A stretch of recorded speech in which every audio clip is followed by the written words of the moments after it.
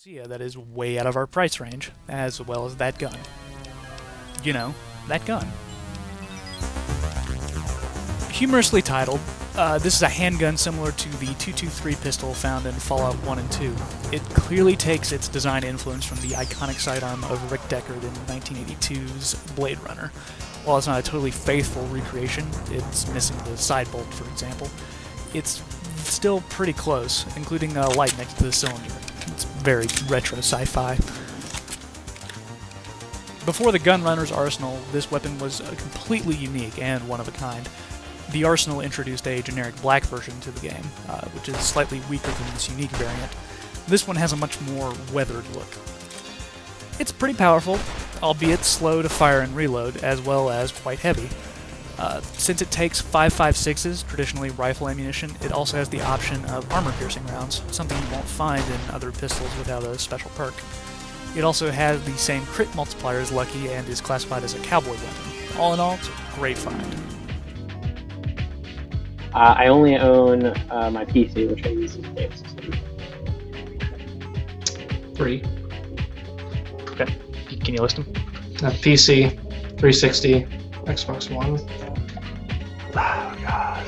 Sitting under my TV, I have a PS4, a PS3, a PS2, a PS1, Xbox 360, a Wii, a Super Nintendo, and a Sega Genesis. So that's 9. Okay, 9. And then I have 2 PS Vitas because my friend left his here. I have a 3DS, a phone, which I don't really game much on, but Terra Battle's on there, and then I have 2 PCs. So that's like 15. DJ! What's up? Not much. How you doing today? I'm pretty good. So, what do we have in front of us here today? Looks like Colonial Marines. Okay, so the real question is this as bad as everybody has been saying it is? A rifle and a shotgun to start with. Ooh, okay. Yeah, alright. Call of Duty. Left button is the motion sensor. Supposedly you really don't need that in this game. Okey-doke. Push that button. Toro, push that button. Yes, press X to do stuff. Thank you, game. Couldn't figure that out after playing every other first-person shooter ever made.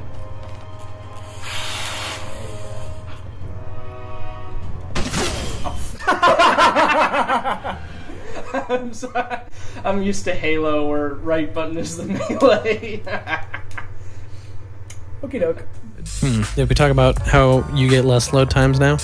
Yeah, with Bloodborne, yeah, that's a patch. It's good. It works. Not only do you get fewer load times, the loading screen, instead of just being the word Bloodborne now, does the item description thing again like it did in Dark Souls. Good. Yeah, and like that was just... That helps make the load times better. You can deal with it. Yeah, but I mean, and legitimately the load times are now acceptable. Like, I don't know how you do that. Like, just, I guess we forgot to just cut down on how long it says load times or maybe it's like a compression thing. Like some sort of space magic. I'm not a programmer, but it's just like, good on them. This makes me wonder, I think I need to go back and revise my review now on the website, because one of my major gripes for that game was the load times. You should leave it the review as it is, and then do an edit at the bottom. Yeah. At the same time, I don't think I like, as much as I gripe about it, I don't know if I raised the score that much, because then I have to get into half points, because I already give it like a 9 out of 10. Yeah, well, you don't have to change the score. You can just but that was edit that in at the bottom. See, I mean, that's so, but. Because just make a decision and stick with it, Kevin. Well, I can't. It's hard because, like, Polygon, for example, like, they really bash Codename Steam. Codename Steam also got an update that significantly reduced the load times, which was a major detriment to that game, and gave it like 2 extra points because of it. Because they're like, I can, play more of it now. I can. Yeah, for you, is that worth the whole point or whole point?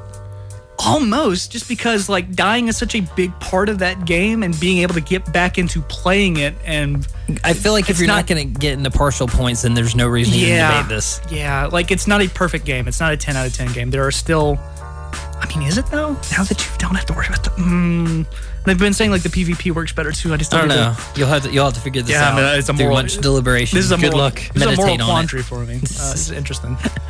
I mean, but this is the age we live in, where the review that you get on launch, you're not playing the same game like even a month down the line or a year later, like just because of updates and fixes and modifications and but stuff. Should you change the review and reward them for having messed it up beforehand? I mean, don't Should you have think been good when it came out. Sure, that's fine, but the idea that like if a price gets adjusted or something like that, the game can absolutely be better than what it was when it launched. Like I think in this day and age, reviews should be able to be more modular.